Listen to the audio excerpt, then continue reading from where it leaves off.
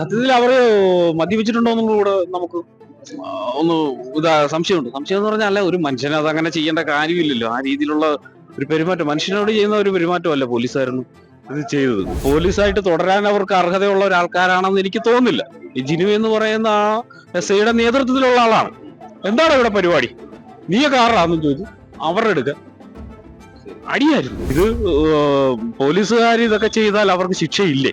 ഓർഡറാന്നേ പറയുന്നുള്ളൂ. എന്താണെന്ന് ചോദിക്കുന്നില്ല. ഓർഡറാന്ന് പറഞ്ഞു അടി. ഞാൻ ചോദിച്ചു സാറേ എന്താ കാര്യം പറ, കാര്യം പറഞ്ഞിട്ട് അടി.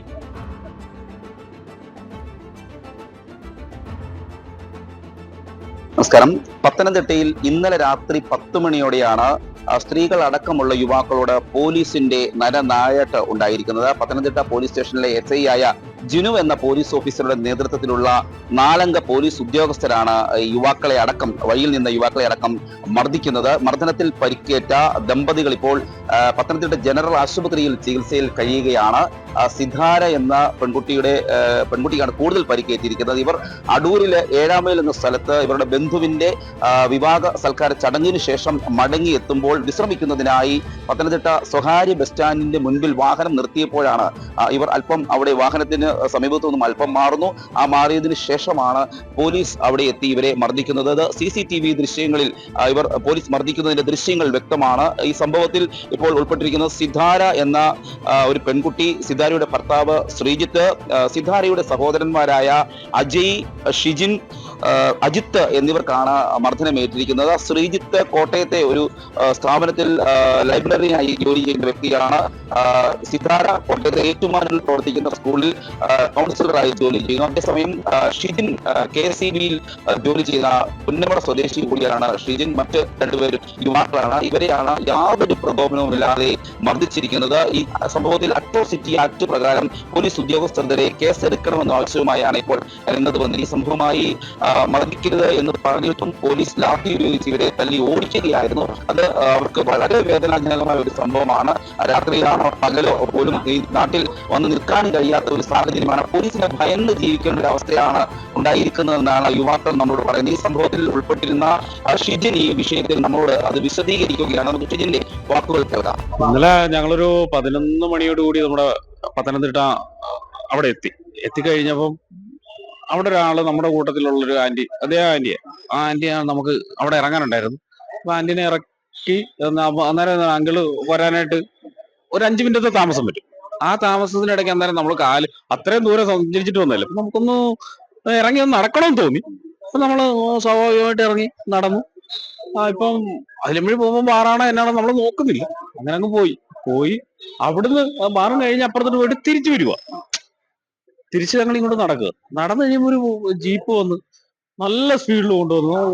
സ്പീഡെന്ന് പറഞ്ഞാൽ ഒരു 100 കിലോമീറ്റർ സ്പീഡിലെങ്കിലും വന്ന് കാണണം. നേരെ കൊണ്ടുവന്ന് ഫ്രണ്ടിൽ അങ്ങ് ചവിട്ടി. ഓർഡറാന്ന് അടിയാ. ഓർഡറാന്നേ പറയുന്നുള്ളൂ. എന്താണെന്ന് ചോദിക്കുന്നില്ല. ഓർഡറാന്ന് പറഞ്ഞു അടി. ഞാൻ ചോദിച്ചു സാറേ എന്താ കാര്യം പറ, കാര്യം പറഞ്ഞിട്ട് അടി. കാര്യമൊന്നുമില്ല, അങ്ങനെ പറയുന്നില്ല. ഒരു ഓർഡറാ. ഈ ഒരു സംസാരമല്ലാതെ അവരുടെ കയ്യിൽ നിന്നൊന്നും കിട്ടാനില്ല. അന്നേരമാണ് ഞങ്ങളെ ഒരു 3-4 പേരെ അടിച്ച് അങ്ങോട്ട് മാറ്റി കഴിഞ്ഞപ്പോഴാണ് ജീപ്പിന്റെ ഫ്രണ്ടിലായി പോയി അനിയനും അനിയത്തി. അവര് നേരെ ഇങ്ങനെ ക്രോസ് ചെയ്ത് അങ്ങോട്ട് പോവാന്ന് പറയുന്നത്. അതാ CCTV-യിൽ വളരെ വ്യക്തമായിട്ട് കാണാൻ പറ്റും. ക്രോസ് ചെയ്യാൻ പോയപ്പോ എന്താണ് ഇവിടെ പരിപാടി? നീയൊക്കെ ആരാണെന്ന് ചോദിച്ചു അവരുടെ എടുക്ക അടിയായിരുന്നു. അടിയെന്ന് പറഞ്ഞാൽ അവനെ ശ്രീത്തിനെ അടിച്ചിട്ട് ഇവിടെ എല്ലാം പാടാണ്. അന്നേരം പെങ്ങൾക്ക് അനിയത്തിക്കിട്ട് അടിക്കുമെന്ന് പറഞ്ഞുകൊണ്ട് ഇവൻ നേരെ അവളെ പ്രൊട്ടക്ട് ചെയ്യാൻ പിടിച്ചതാണ്. ഇവിടെ കൈക്കെട്ട് അടി കിട്ടി. അവർ 2 പേരും കൂടെ മറിഞ്ഞ് റോഡിൽ അലച്ചും തല്ലി വീഴുമായിരുന്നു. അതായത് തലകുത്തി വീണിട്ട് അനിയത്തി ഈ ഷോൾഡർ ഇടിച്ച് തിരിഞ്ഞ് കറങ്ങിപ്പോയി. അത്ര പ്രകോപനമായിരുന്നു അവരുടെ രീതി. അവരുടെ പോലീസുകാരുടെ ഭാഗത്ത് നിന്ന് വന്നത് അത്ര വലിയ പ്രകോപനമായിരുന്നു. അങ്ങനെയാണ് ആ ഷോൾഡറിന്റെ ജീപ്പിൽ നിന്ന് 4 പോലീസുകാർ ഇറങ്ങി. 4 പോലീസുകാർ ഇറങ്ങിയത്. അതിന്റെ അകത്ത് എല്ലാവരും യൂണിഫോം അല്ലായിരുന്നു. സത്യത്തിൽ അവര് മദ്യപിച്ചിട്ടുണ്ടോന്നും കൂടെ നമുക്ക് ഒന്ന് സംശയമുണ്ട്. സംശയം എന്ന് പറഞ്ഞാൽ ഒരു മനുഷ്യന് അതങ്ങനെ ചെയ്യേണ്ട കാര്യമില്ലല്ലോ. ആ രീതിയിലുള്ള ഒരു പെരുമാറ്റം മനുഷ്യനോട് ചെയ്യുന്ന ഒരു പെരുമാറ്റമല്ല പോലീസുകാരൊന്നും ഇത് ചെയ്തത്. ഈ ചോദിക്കുന്നത് കൊണ്ടൊന്നും അവർക്ക് ഒരു പ്രശ്നവുമില്ല എന്താണെന്നുള്ളത്. അവരിപ്പൊ പറയുന്നത്, പല റിപ്പോർട്ടുകളും പറയുന്നത് അവർക്ക് ആള് മാറി അടിച്ചതാണെന്നുള്ള രീതിയിലാണ് അവർ പറയുന്നത്. ആള് മാറിയാലും ആള് മാറിയില്ലേലും ഒരു മനുഷ്യന്റെ ഒരു അവകാശം ഉണ്ടല്ലോ. മാനുഷികമായ ഒരു പരിഗണന ഇത് ആ പോലീസുകാരുടെ ഇല്ലായിരുന്നു. കാരണം അവര് പോലീസായിട്ട് തുടരാൻ അവർക്ക് അർഹതയുള്ള ഒരാൾക്കാരാണെന്ന് എനിക്ക് തോന്നുന്നില്ല. ഈ ജിനു എന്ന് പറയുന്ന ആ SI-യുടെ നേതൃത്വത്തിലുള്ള ആളാണ്. എന്നാ മറ്റുള്ളവരാണ് ചെയ്തതെങ്കിലും നേതൃത്വം വഹിച്ചത് ആ SI തന്നെ. അപ്പൊ ആ മനുഷ്യൻ ഇപ്പൊ ഇവിടെ അന്വേഷിച്ചപ്പോ DYFI ആയാലും യൂത്ത് കോൺഗ്രസ് ആയാലും പറയുന്നത് ഇവിടുത്തെ ഏറ്റവും വലിയ പോലീസിലെ ക്രിമിനൽ എന്നാണ് അറിയപ്പെടുന്നതെന്നാണ് ഈ ജിനുവിനെ പറ്റി പറയുന്നത്. സാറേന്ന് പോലും വിളിക്കാൻ നമുക്ക് തോന്നുന്നില്ല. കാരണം നമ്മൾ ഈ ബഹുമാനം എന്ന് പറയുന്നത് അങ്ങോട്ട് കൊടുത്തല്ലേ നമുക്ക് ഇങ്ങോട്ട് കിട്ടത്തുള്ളൂ. അപ്പൊ അങ്ങനെ ഇത് വരുമ്പോൾ അവരെ ഈ ഇപ്പം പറയുന്നത് സ്ഥലം മാറ്റി എന്നാ പറയുന്നത്. സ്ഥലം മാറ്റുക എന്നുള്ളത് നമുക്ക് വേണ്ട. സസ്പെൻഷനും അല്ല, ശിക്ഷ എന്താണ് കൊടുക്കാൻ പറ്റുന്നത്? ഇത് പോലീസുകാർ ഇതൊക്കെ ചെയ്താൽ അവർക്ക് ശിക്ഷയില്ലേ? നമുക്ക് അറിയാനുള്ള കാര്യങ്ങൾ. കുടുംബത്തോടെ നമ്മൾ ഇറങ്ങി വൈകിട്ട് നിന്നപ്പോഴാണ് ഈ നൈറ്റ് ലൈഫിനെയൊക്കെ പ്രോത്സാഹിപ്പിക്കുന്ന സമയമാണ്.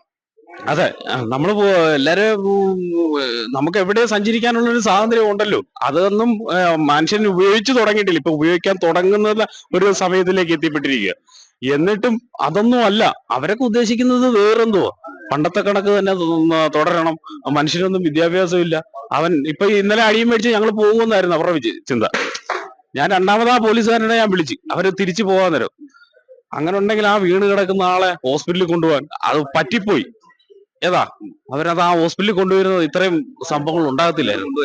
ഇല്ല, അവര് നേരെ വണ്ടിയൊക്കെ പോയിട്ട് തിരിച്ചു വന്നിട്ട് ഞങ്ങൾ ആ വണ്ടി എടുത്ത് ഞങ്ങളുടെ ട്രാവലറിലാണ് ഞങ്ങൾ ഇവിടെ കൊണ്ടുവന്ന്. അന്നേരം ഇവര് ഇത് പാസ് ചെയ്ത് പോകും. അപ്പോഴും ഞാൻ വിളിച്ചിട്ട് അവർ നിന്നില്ല. ഇവിടെ വന്നിട്ട് ഡോക്ടർമാരുടെ ഭാഗത്തുനിന്നും നമുക്ക് ആ ഒരു ഇത് കിട്ടുന്നില്ലായിരുന്നു. പോലീസുകാരാണല്ലോ അവര് ചെയ്യുന്നതിനകത്ത് എന്താ ശരിയായിട്ടുള്ള കാര്യങ്ങൾ. കാരണം എന്ന് പറഞ്ഞാൽ ഇതിന്റെ അകത്ത് ഗവൺമെന്റ് ഉദ്യോഗസ്ഥരാണല്ലോ. ഇവരും ഗവൺമെന്റ് ഉദ്യോഗസ്ഥർ, അവരും ഗവൺമെന്റ് ഉദ്യോഗസ്ഥര്. അപ്പൊ അവര് ചെയ്യുന്നത് ശരിയായിരിക്കും, ഇവര് ചെയ്യുന്നത് ശരിയായിരിക്കും എന്നുള്ള അവരുടെ സമീപനവും ശരിയായ നടപടികളുമായിട്ടുള്ളതെന്ന് നമുക്ക് തൃപ്തികരമല്ല. പെട്ടെന്ന് പൊക്കോളാൻ പറഞ്ഞല്ലേ? പെട്ടെന്ന് 1 മണി നാളെ നിങ്ങൾ കാഞ്ഞിരപ്പള്ളിയില് നിങ്ങളുടെ തൊട്ടടുത്തുള്ള ഓർത്തോയിലൊന്ന് കാണിച്ചിട്ട് കാര്യങ്ങളൊക്കെ നടത്തുന്നു പറഞ്ഞു. അപ്പൊ നമുക്ക് എന്തെങ്കിലും നമുക്ക് അറിവ് കുറവായിരിക്കും. അപ്പൊ ആ അറിവുള്ളവരോട് നമ്മൾ ചോദിച്ചാൽ പറഞ്ഞാൽ നിങ്ങള് അങ്ങനെ അവർക്ക് പറഞ്ഞു വിടേണ്ട കാര്യമില്ല. കാരണം ഇപ്പൊ ഓർത്തോയിൽ കാണിച്ചപ്പോഴാണ് ചെറിയ പൊട്ടലെന്ന് പറഞ്ഞ ആളാണ് ഈ തോളൽ ഇടിഞ്ഞു പോയത്. അപ്പം അവര് ഉദ്ദേശിച്ചത് എന്താണ്?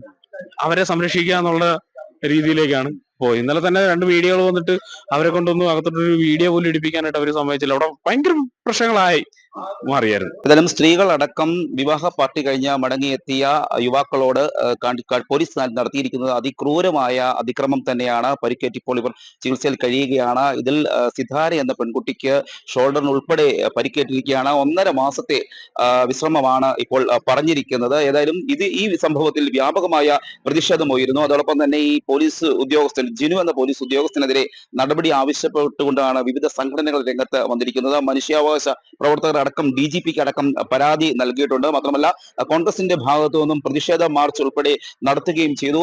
നടപടി ശക്തമാക്കിയില്ലെങ്കിൽ വീണ്ടും സമര പരിപാടികളെ മുന്നോട്ട് പോകുമെന്നാണ് ദളിത് സംഘടന ഉൾപ്പെടെ അറിയിച്ചിരിക്കുന്നത്. Cameraman ജിതിനൊപ്പം CR Shyam, Marunadan Malayali, Pathanamthitta.